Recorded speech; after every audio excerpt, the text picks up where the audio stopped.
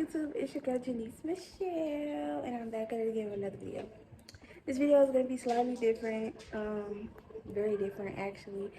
But before we get into this video, I need y'all to like, comment, subscribe. I need y'all to follow me on IG at The Real Ashanti Sister. Follow me on TikTok at The Real Ashanti Sister. And it will be on the screen if you guys don't know how to spell it. It will also be down in the description box. So, yeah. So, a couple days ago, I posted a TikTok video, guys, that went viral. If you want to see the video, go to my TikTok at The Real Ashanti Sister. It went viral, and I didn't expect it to go viral. A lot of people wanted to know the backstory on how my sister passed and everything. So that's what this video is going to be about. But before we get into the video, I'm gonna give y'all a little backstory on my sister's health and everything. So my sister was diagnosed with severe asthma at the age of 3. So she had been battling with that, fighting with that for about 16 years until September 27th, 2022. So let's get into the story. So basically how I found out, so it was September 24th.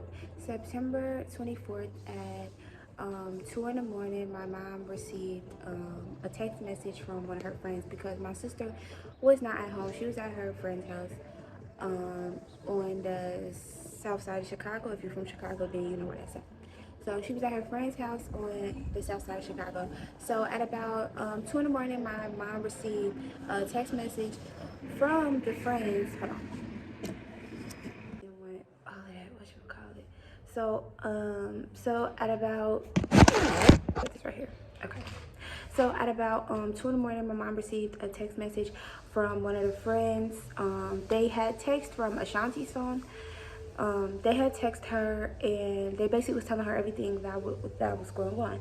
But mom didn't receive, well, she received the text message, but she didn't see it because my mom, she's not really a texter. And at 2 in the morning, she's not checking her phone for text messages. But she did, after receiving that text message from the friends, she then received a phone call. And it was a number that she was familiar with, which was the police department. So the police station called my mom, and they was telling her everything that had happened, which I will get into in a second. So they called mom, and they was telling her everything that happened. That was at about like 3 something in the morning when she received that phone call. At this time, I was not staying with my mother and my siblings. At this time, I was staying with my boyfriend. So when I got to work the next morning at about 6:30 in the morning, received a phone call from my mom. Like, as soon as I walked into work, as soon as I sat down at the computer, I received a phone call from her. And y'all ever like have that gut feeling like your intuition telling you something not right, like something not right? So when I got to work and I seen that my mom was calling me at 6:30 in the morning, my stomach kind of dropped because I had a feeling that something was not right.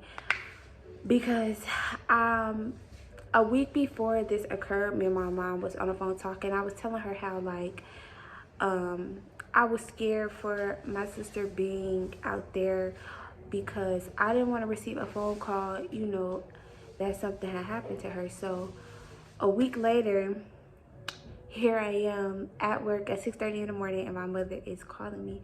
And I knew something was off because my mom didn't have to be at work until 8:30 or 8 o'clock.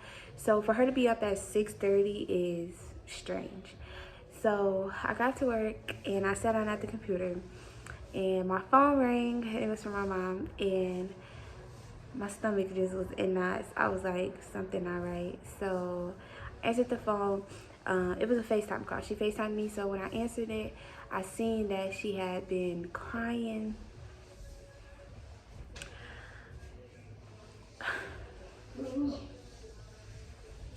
I seen that she had been crying, I could tell. So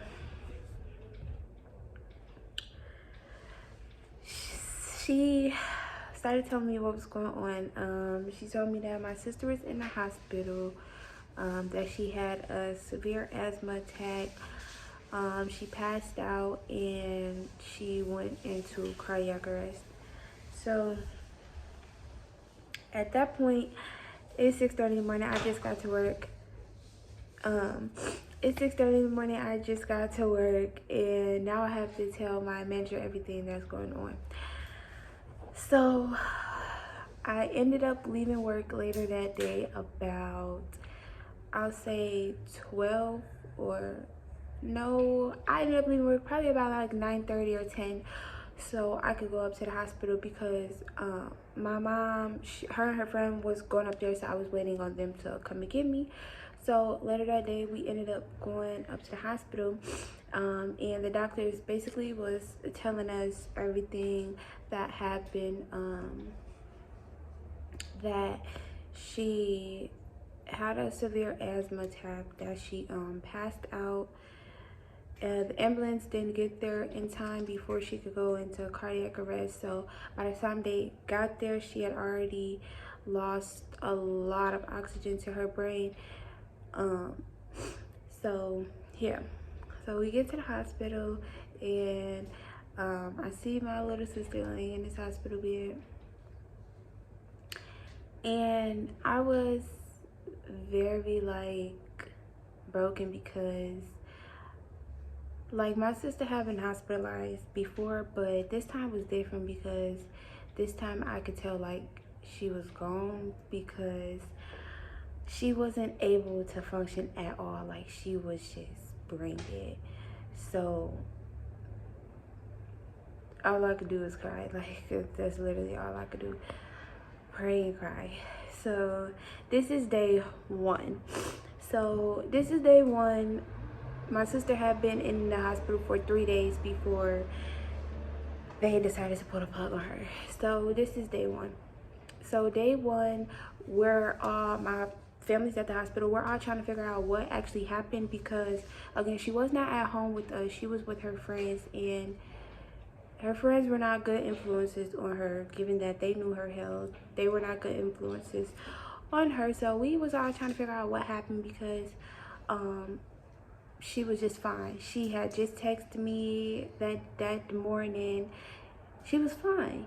So we were trying to figure out what happened from that morning to that night, that now she is fighting for her life. So we're calling around, we're asking her friends like everything, what happened, and they basically told us like Ashanti, basically she went to her boyfriend's house that morning, and then he ended up dropping her off that night. They said once he dropped her off, her breathing seemed off. She couldn't really breathe. They said that she was upstairs with the rest, no, she was downstairs with the mom and the boyfriend while the rest of the friends were upstairs. That kind of seemed a little off to me, because like, why is she downstairs with these adults and y'all her friends and y'all are upstairs? But that's what they said. She was downstairs with the mom and the boyfriend, and the rest of them was upstairs. She ended up texting one of the friends, telling the friends that she needed her inhaler because she couldn't breathe. The friend said she ended up bringing it downstairs to Ashanti. She asked Ashanti if she needed to go outside and get some air, and Ashanti said yes. That right there kind of was a red flag for me. It didn't really make sense, because me knowing my sister and me knowing her health, it's like a lot of things triggered her asthma, especially the weather change. And that specific night, it was not hot, it was cold. Like, this is September, it's the fall time. So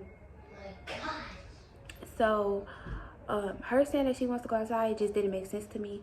But they said that she went to go outside to get some fresh air. They went outside. They was calling for help. She was telling them to keep calling for help because she couldn't breathe and she was scared. They kept calling. They called for help about 3 times. It took the ambulance, they said, over 45 minutes to get there. So they kept calling for help, and as they were calling for help, my sister is talking to her friend, telling her friend like she love her and she's scared and she don't want to die. She said, the friend said that Ashanti grabbed her hand and squeezed it tight and just passed out. And they didn't know what to do, so they attempted to perform CPR. So while they was attempting to perform CPR, at this time the ambulance had finally showed up. So the ambulance had finally showed up. She got rushed to the hospital, and then that's where we came in. Now we're at the hospital. So we're sitting in the hospital waiting room, and we're on the phone with the friends, and this is the story that they're telling us and everything. So that's what we're going with. So we're at the first hospital, and it was a lot that kept going wrong, which was how I knew that my sister was gone, because it was like, you know how you could just tell, like, from that phone call, even before I answered, when my mom called me, I could just tell that something was wrong. So once I got to the hospital and I seen her, I was just like, and it just hurt me, because it's like, did I speak this into existence? Like, I just said this is what I was scared of, and now this is what's happening. And it's like, my mom, all she could say is like, my baby, like, she was just so broke. She was like, I can't believe my baby laying in his bed. Like, she was just so broken. So she had stayed at this hospital for about a day or two, and then they said there was nothing more that they could do for her there, so they had to transfer her to a different hospital. So she gets transferred to this different hospital, and while at this different hospital, we noticed a lot of changes. So at the first hospital, she was just like, just gone, like, you know, like, just, she wasn't there.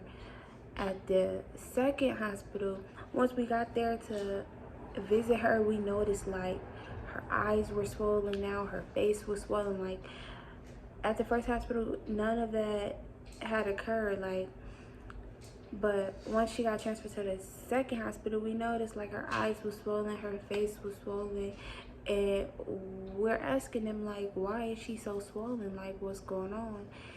And they said it was, I think, because of, I don't even know how to pronounce it, but basically my sister was doing like this little twitching thing. Whenever you would touch her, she would do like this little twitching thing with her arm, and it would get worse the more that you touched her.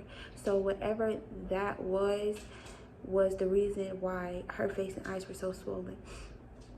And she would be doing that because she had lost so much oxygen to her brain. She had like no brain function at all. So while at the second hospital, they ran a lot of tests, but one test that they ran was a MRI, I believe, which is a test on the brain. So they basically took pictures of her brain and everything. So after they did the after they did the MRI, the test results came back, and me and my mom, we went back there so they could tell us everything that was going on. They showed us the pictures and everything on the screen.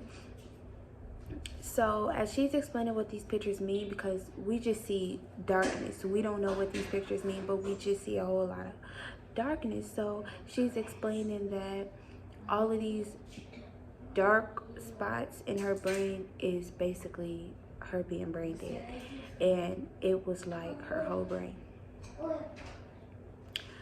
So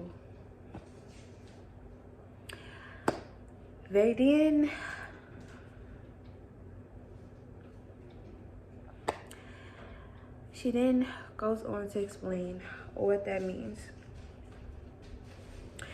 So she's explaining to us that because she was out for so long, she wasn't receiving enough oxygen to her brain, this is the result of that. So she's telling us like there's a very rare chance that she'll make it, but if we wanted them to continue doing work on her, there would be some complications, like there would be some repercussions, which consisted of her having to live in a nursing home with a breathing tube and the eating tube.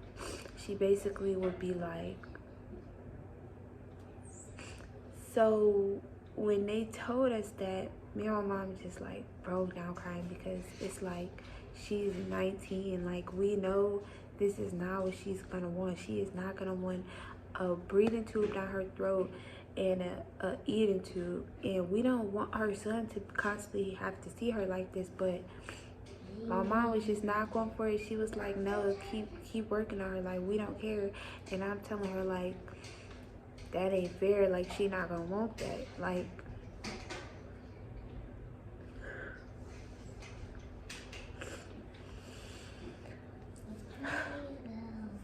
I'm telling her like, you know, Ashanti is not gonna want that. Like that's not her. So all she kept saying was, I don't care, I'm not giving up on my baby, I can't give up on her. And I didn't want to give up on her either, but honestly, I know my sister, and I knew that that was not something that she was gonna want. She was gonna hate that shit so bad. She would have even tried to rip the fucking tubes out of her throat. Like she wasn't gonna want that. So after telling them that she still wants them to work on her, we sat up there until the visiting hours were over. So we sat up there until visiting hours were over. And in the back of our mind, like we're thinking like they about to still work on her. So when visiting hours were over, we had to leave. Next day comes, I go to work with all of this on my mind. Like my sister has been in the hospital now for 2 days. This is the 3rd day. So this is the next day. She's been in there for 3 days now.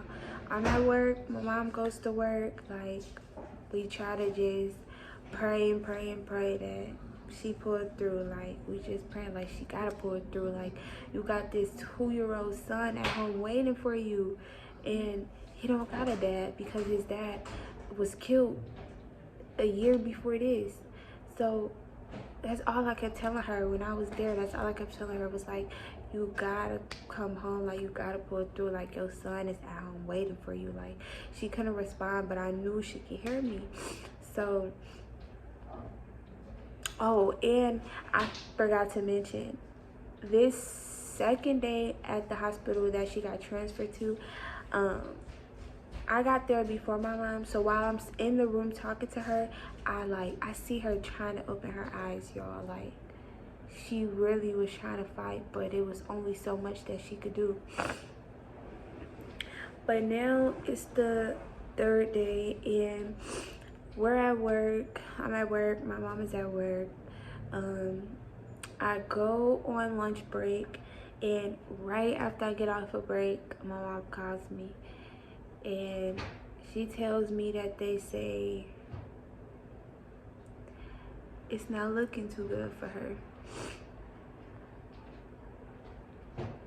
So now I'm at work, sitting behind this desk, crying, and I tell my manager that I have to leave because they said it's not looking good for her.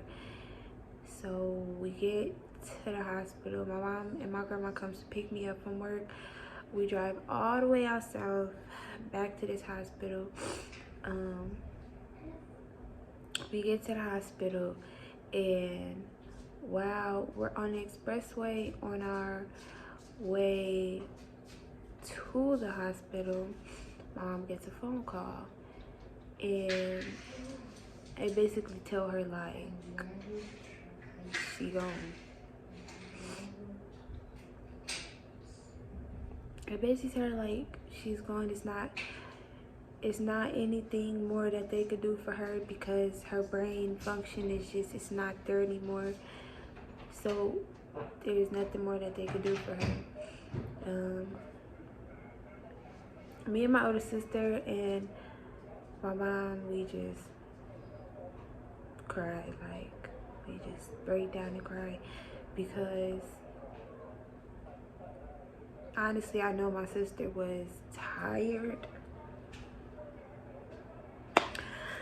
I know my sister was tired of fighting.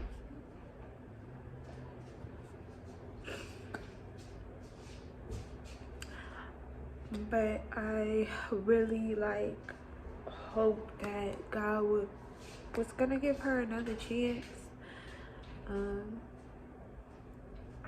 But she was just tired. So we're on our way to the hospital. We get that phone call and we all just crying. Like, we get to the hospital, we go up to our room. At this time, it's like the whole family's there. Like, the whole waiting room is our family. We all take turns going back there because they were telling us like we gotta say our final goodbyes because they gotta pull the plug. There was a breathing machine that was doing most of the breathing for her. It would be days where she would be breathing over the machines, so we had high hope that, you know, she would pull through, but the breathing machines was doing most of the breathing for her. So when we get there, they're telling us like we gotta say our final goodbyes. Like, it could only be 2 in a room at a time, so we're all taking turns, but me and my mom go back there first because we was like her backbones, like we was her everything. So me and my mom, we go back there first, and when we walk back there, we just couldn't help but to cry. And I'm talking to her and I'm telling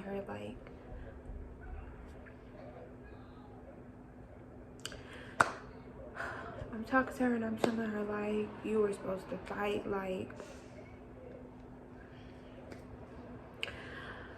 you were supposed to fight. You were supposed to make it home to your son. Like, I know you tired, but you were supposed to fight.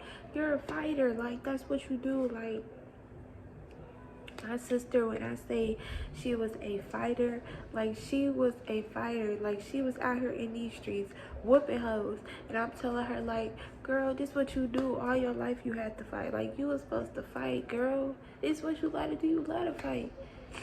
But maybe you was just tired. I don't know. Maybe you just couldn't fight no more. You didn't have no more fight in you.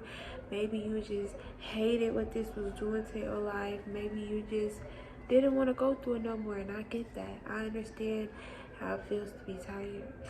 But I just really wanted you to make it home to your son because now he doesn't have you or his father. So we're all back there saying our final goodbyes. And while we're all taking turns going back there, me and my mom, we had came from back there, and then we let other people go back there. So when we came from back there, they came out and they told us that they wanted to talk to us. Me and my mom and my grandma, and I think my uncle. My mom wanted my uncle back there because he was a pastor. So I think that's who was back there. Me, my mom, my older sister, and my grandma and my uncle. They took us back in a conference room, and they wanted to talk to us about donating her organs or being an organ donor.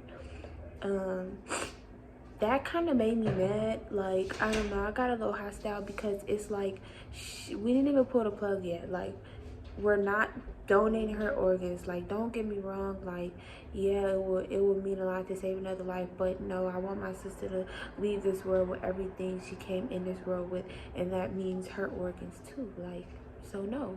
And that's what I told them. I said no. Like, y'all not about to chop her up and open her. Like, no. And y'all, no. And they're all like, oh, well, just think about it. And my mom's like, yeah, just think. I'm like, no, I don't give a fuck. Like, the answer is fucking no. So my answer was no. We all talked about it. They left out the room. We all talked about it, and I told them, like, no, like, she needs to leave this world with everything she came in this world with. So no. And they're like, well, yeah, we get that. So our final answer was no. Like, she was not going to be an organ donor at all. We sat up there at the hospital for hours because we honestly just could not let it go. Like, we kept going back there. I went back there like I don't know how many times. I don't know how many times I went back there. Honestly, it hurt me the most because this is my little sister. Like, same mom, different dad, but lived under the same roof for 19 years. Like, this is my little sister. I worked hard to give her everything that she wanted. Whenever my mom didn't have it and I had it, she was getting it. Like, my siblings was like my kids. So it hurt me the most. Also because I had just heard from her earlier that day. So it definitely hurt me the most.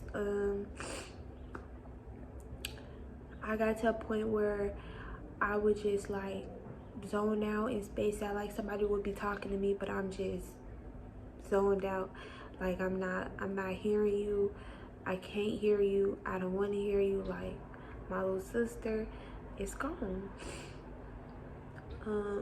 We told them to wait until we left to pull the plug because we just didn't want to experience, like, we just couldn't be there for that. Like, watching her take her last breath, we couldn't be there for that. We stayed up at the hospital until about 10:30 at night. We got there around like 3-4, so we were up there like all day because we just didn't want to let go. Soon as we left, they pulled the plug. Like, as soon as we left, they pulled the plug on her at 10:40 p.m. They called my mom and they told her, and she told me, and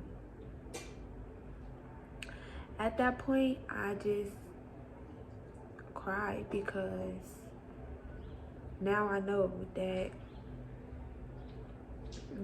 my little sister is really gone. Like, there's no more fighting and hoping and praying, and she's really gone. So, life since then, it's been hard. Family isn't really there like you expect them to be. Nobody's really there like you expect them to be.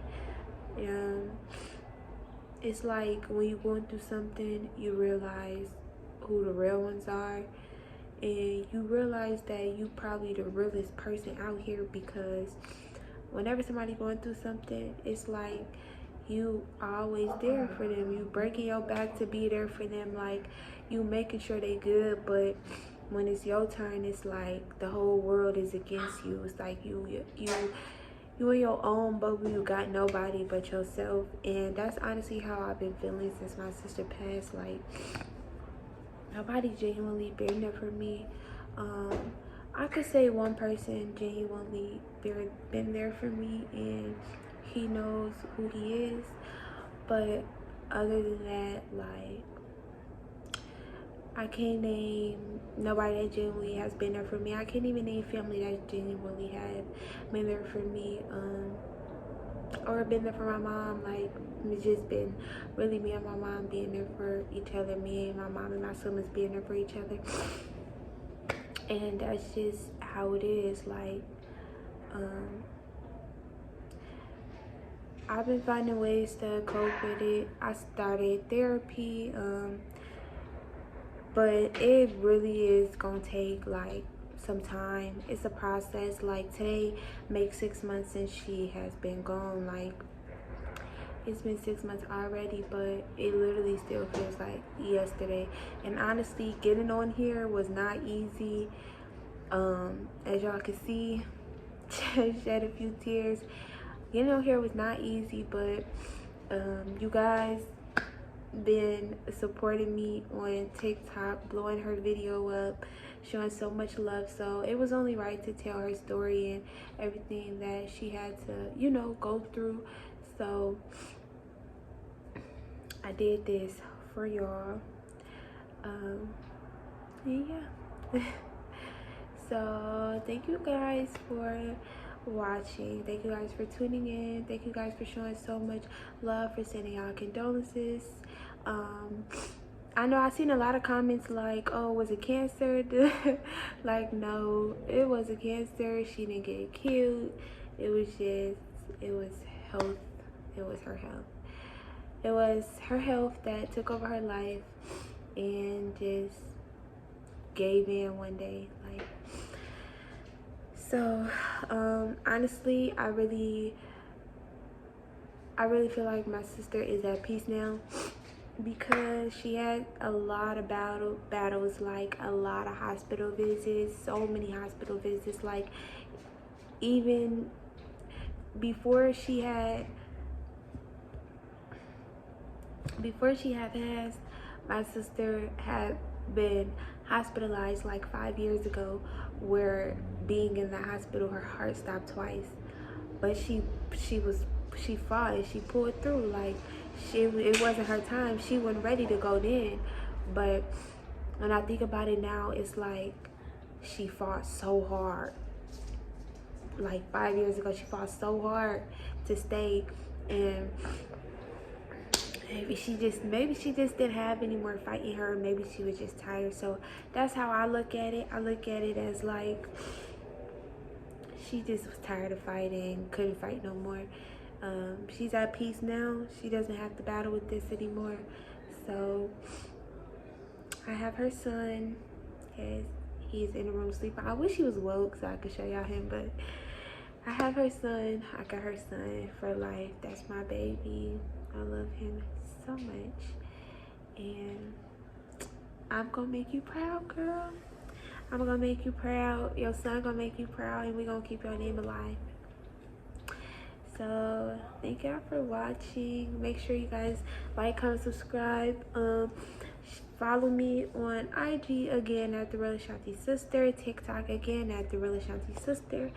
And just join the family. Like, I want to bring you guys on this healing process with me. So join the family. Let's heal together. And yeah.